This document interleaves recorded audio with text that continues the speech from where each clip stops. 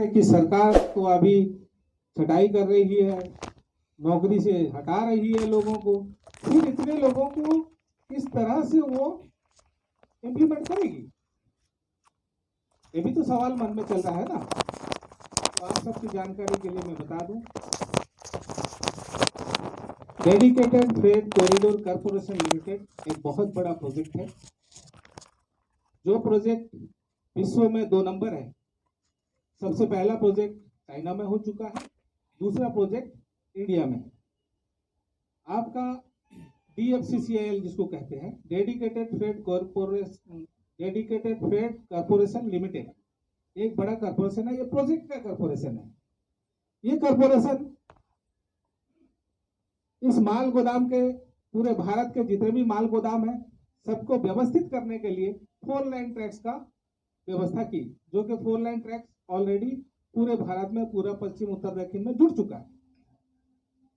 बाकी नए इंजनों का निर्माण, नए वाहनों का निर्माण, आपका एयरपोर्ट कार्गो पार्ट को माल गोदाम से जोड़ना और शिप यार्ड में पर्सनल पार्किंग करना, इन सारे चीजों को जो है ऑलरेडी प्रोजेक्ट जोड़ रहा है। ये तो सरकारी स्तर पे चल ही रहा है। जैसे आपका ऑटोमोबाइल सेक्टर्स में उसके लिए पर्सनल कंटेनर डिजाइन हुए हैं, किस तरह से कारों को, बाइक्स को उसमें ले जाया जाए, और बहुत सारे जो मटेरियल्स हैं जो हमारे रैक में जो है लोडिंग अनलोडिंग नहीं होता। हमारे तो 3 से 4 तरह के मटेरियल, कोल हो गया, सीमेंट हो गया, या फर्टिलाइजर्स हो, गेहूं चावल, ये थोड़े बहुत आते हैं। तो अभी जो आपका शिप कार्गो पार्ट, शिप को पर्सनल यार्ड में जो कर रहा है पार्किंग, जो भी शिप के माध्यम से मटेरियल्स आएंगी वो ट्रेन में आएंगी और जो है ट्रेन से ही अनलोड होंगी। पहले जो शिप आता था वो सिर्फ अनलोड करके यार्ड से खाली जाता था, क्योंकि हमारा पर्सनल पार्किंग न होने की वजह से उसको बहुत भारी नुकसान उठाना पड़ता था। आज क्या हुआ है, सरकार शिप यार्ड में पर्सनल पार्किंग कर चुकी है, और कार्गो पार्ट में भी जो है आपका एरोड्रम फील्ड में उसमें भी जोड़ चुकी है, बहुत सारे इंडस्ट्रीज को भी जोड़ चुकी है। तो ये सब में जो आपका ट्रांसपोर्टेशन का काम चलेगा, इसको व्यवस्थित करने के लिए सरकार ने एक कॉर्पोरेशन बनाई। हमारा प्रोजेक्ट का कॉर्पोरेशन होता है DFCCIL, जो उसको कमीशनिंग पीरियड में कमीशनिंग कर रहा है, बना रहा है, लेकिन उसको ऑपरेशन और हैंडलिंग करने के लिए, जैसे इंडस्ट्री में कोई मैकॉन का कंपनी, कोई चाइना जापान का कंपनी आता है, उसको बनाता है, लेकिन उसको ऑपरेशन और हैंडलिंग करने के लिए उसका पर्सनल कंपनी रहता है। उसी तरह से DFCCIL जो है वो एक प्रोजेक्ट कॉर्पोरेशन है, जो प्रोजेक्ट के कामों को अंजाम देगी, और इसमें ऑपरेशन और हैंडलिंग करने के लिए इसमें इंडियन रेलवेज हमाल मैनेजमेंट कॉर्पोरेशन का निर्माण किया गया है। हमाल मैनेजमेंट कॉर्पोरेशन जो है वो ऑपरेशन और हैंडलिंग का काम करेगी टोटल। जैसे आपका IRCTC है, उसका कैटरिंग, मेंटेनेंस से लेकर के ईच एंड एवरीथिंग, सारी चीजों को जो है वो करता है। उसी तरह इंडियन रेलवेज हमाल मैनेजमेंट कॉर्पोरेशन वो भी सारे भारत के माल गोदामों का ऑपरेशन, हैंडलिंग, कैटरिंग, मैनेजमेंट, सारा चीज जो है वो करेगी। अच्छा, ये तो हमाल मैनेजमेंट कॉर्पोरेशन आई, इसमें हम लोग इम्प्लीमेंट किस तरह से होंगे, शॉर्टकट में खत्म करता हूं, क्योंकि प्रभारी जी को भी लाना है लाइन। सिर्फ आपके जानकारी के लिए, ताकि आपको तसल्ली हो कि आप सही दिशा में जा रहे हैं। पहले आप लोग सुने थे DLS, डायरेक्ट लेबर सिस्टम होगा, बैंक खाते में आएगा, जैसे आपका FCI का प्रोग्राम था। तो अभी संगठन उस FCI का जो प्रोग्राम था, जो DLS का सिस्टम था, वो अभी चेंज हो चुका है, क्योंकि ये कॉर्पोरेशन बन गई। ये हमारे स्थायी का एक तो बहुत बड़ा नमूना है। कॉर्पोरेशन के अंडर में जो है हम डायरेक्ट भागीदार रहेंगे। गोडाउन के वर्कर जितने भी हैं वो सरकार के रेवेन्यू के ऊपर में भागीदार रहेगी। हमारा अभी का 70% रेवेन्यू गवर्नमेंट दे रही है। जब आपका ऑपरेशन और हैंडलिंग सही दिशा में होगा, तीनों शिफ्ट में काम चलेगा, सारे जो है पार्टीज अदर रोड ट्रांसपोर्टेशन में जो है वो धीरे धीरे जुड़ने लगेंगे, तो हमारा जो है लोडिंग अनलोडिंग ऑपरेशन और हैंडलिंग बढ़ेगा ऑटोमेटिक। जब बढ़ेगी तो उसमें मैन पावर का भी इंक्रीमेंट किया जाएगा। और एक चीज मैं आपको बता दूं इस कॉर्पोरेशन के अंडर में हमारा ईयरली 2 टाइम्स का इंक्रीमेंट है। कहीं कहीं सालों में एक बार होता है, यहाँ 2 बार है। जितना हमारा रेवेन्यू गवर्नमेंट बढ़ाएगी, जितना गवर्नमेंट को लाभ होगा, उस हिसाब से जो है हमारा वेतन और बोनस बनते जाएगा। संगठन सिर्फ इतना चाहती है, सरकार अगर इतना बड़ा इंफ्रास्ट्रक्चर बना रही है, इतने बड़े कॉर्पोरेशन को उसमें बिठा रही है, तो ये जो मेरे एग्जिस्टिंग वर्कर है, जो माल गोदाम के श्रमिक हैं, इनको जो है उसमें स्थान मिले। संगठन का सिर्फ इतना ही मांग है। अगर उसमें हमारे ये जो असंगठित क्षेत्र के श्रमिक हैं, इनको उसमें बिठाने के लिए कोई एक रास्ता तो होगा, या ऐसे लेकर डायरेक्ट बिठा देगी? इसके लिए सरकार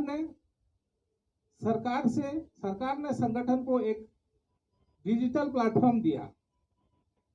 जो डिजिटल प्लेटफॉर्म आपका क्यूआर कार्ड है, क्यूआर कार्ड आपका कोई पहचान पत्र नहीं है, कोई आइडेंटिटी कार्ड नहीं है। आप सबकी जानकारी के लिए मैं बता दूं, वो एक डिजिटल प्लेटफॉर्म आपको 16 डिजिट के अंदर में वो आपका प्रोफाइल है। हम अगर इतने लोगों का बायोडाटा पेपर में लिख करके जमा करते, कहाँ जाता हो? बहुत ज्यादा हो जाता, सरकारों के पास पहुंचाना मुश्किल हो जाता। इसीलिए रेल गवर्नमेंट ने एक साधन दिया संगठन को कि आप अपने लोगों का प्रोफाइल रेडी कीजिए प्रोफाइल कार्ड के जरिए से। तो प्रोफाइल कार्ड बनने चालू हुए। तो प्रोफाइल कार्ड जब बने,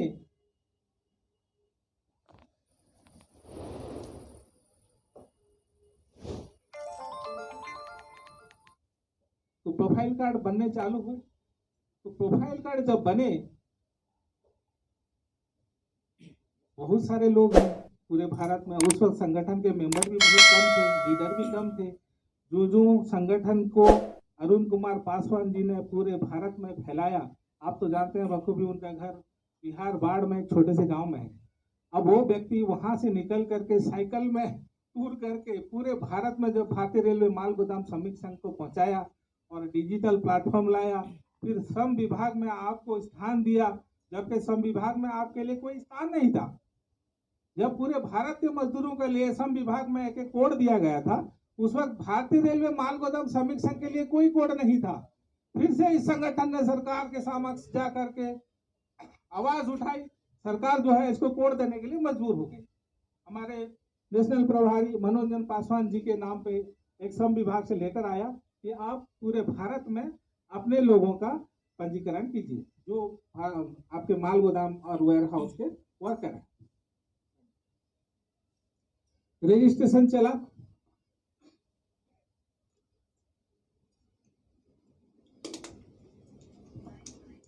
उसमें भी समय लगा।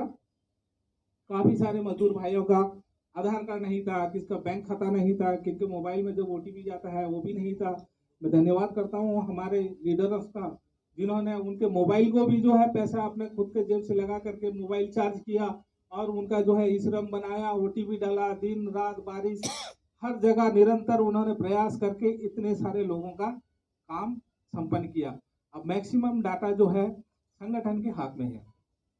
अभी कुछ दिन कटक में हमारा एक प्रोग्राम हुआ था, आप लोगों को बखूबी मालूम होगा। वहाँ पे नेशनल प्रभारी जी ने डिक्लेरेशन दिया था कि हमें गवर्नमेंट की तरफ से एक पत्र प्राप्त हुआ है कि स्टेट और सेंट्रल दोनों के तरफ से जो है सेट वेरिफिकेशन का एक मुहिम चला।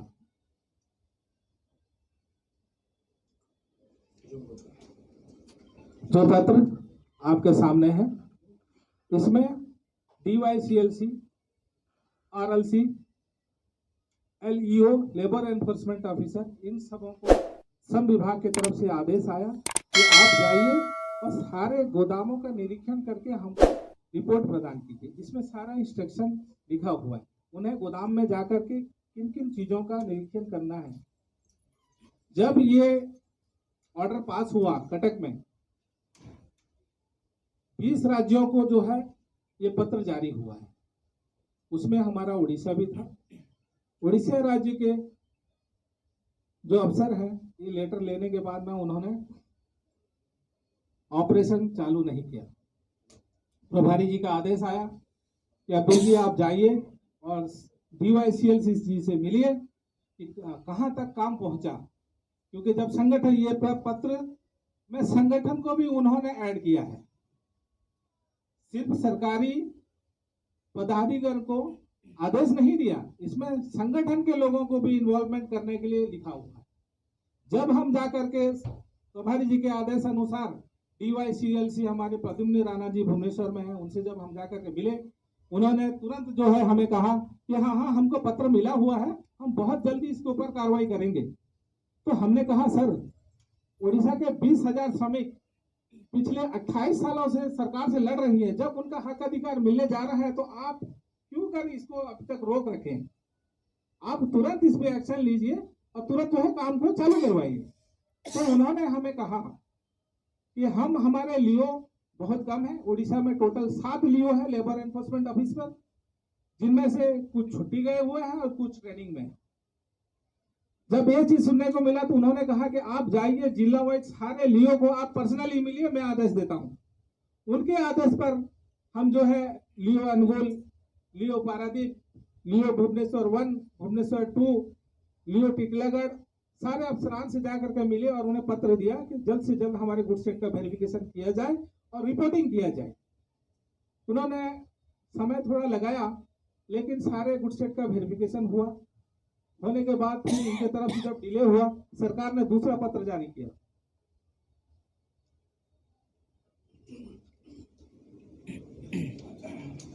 सॉरी, ये 2 पत्र हैं।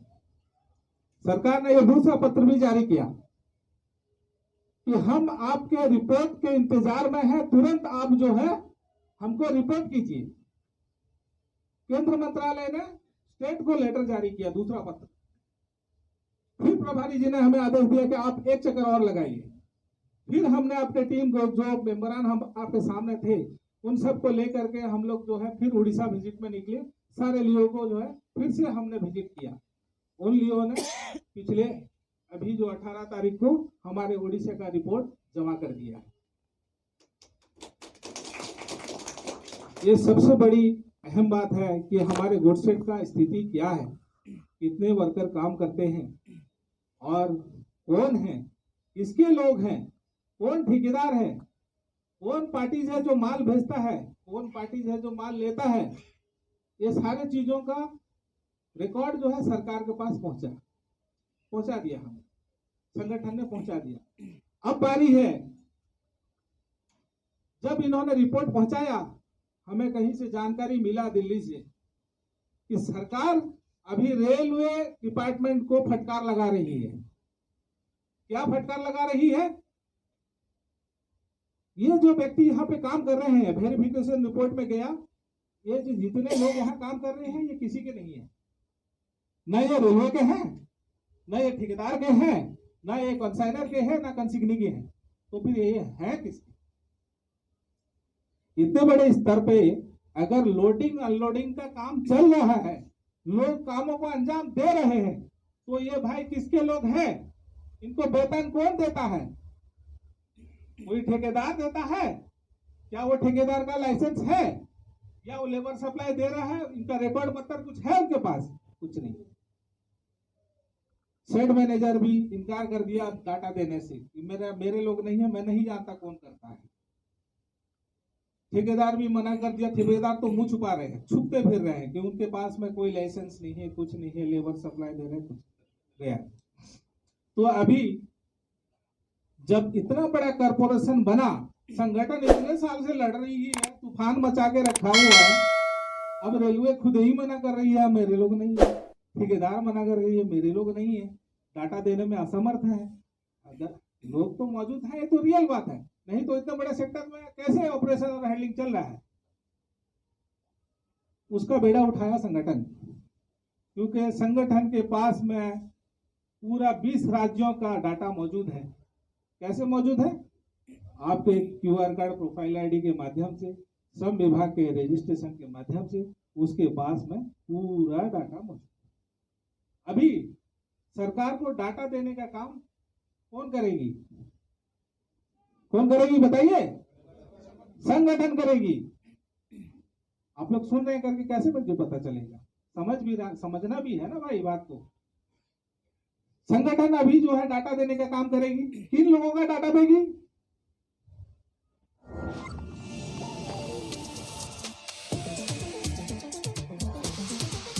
अभी जो है डाटा देने का काम करेगी, किन लोगों का डाटा देगी? किसका डाटा देने वाली है? हम सभी लोगों का डाटा देगी ना भाई, या और कहीं से लोग ला करके देगी? जिन लोगों का प्रोफाइल बना, जिन लोगों का श्रम रजिस्ट्रेशन हुआ, जिन लोगों का संयोगीकरण हुआ क्यूआर कार्ड और श्रम कार्ड से, उन्हीं लोगों का डाटा गवर्नमेंट के पास जमा होगा।